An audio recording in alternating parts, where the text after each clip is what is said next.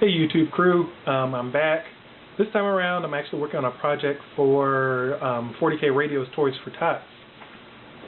Every year 40K Radio does a Toys for Tots thing where they sell off an army. And this year the pledged army is actually Ultramarines. Seeing how I'm not a big Marine person, as you can tell from my other builds and the fact that most of my stuff has been Tau, I decided to do something a little bit different for the crew this time instead of doing the usual Marine. So what I'm donating this year is a display board.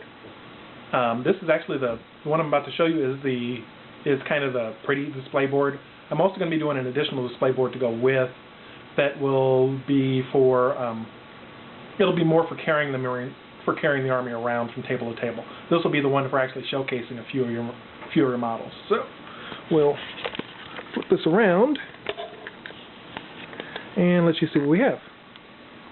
So what I've got is this one is 18 by 24, and I'll try and come all the way out and see how much of this you'll be able to see.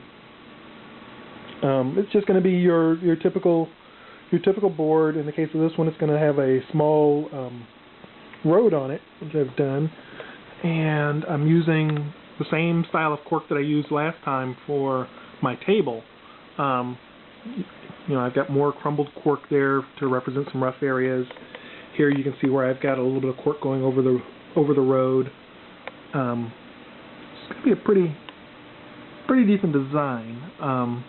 Should give them enough space to at least put a few units on it and have your nice showcase units.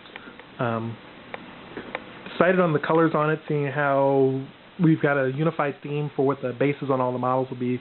So it's going to be your standard brown earth.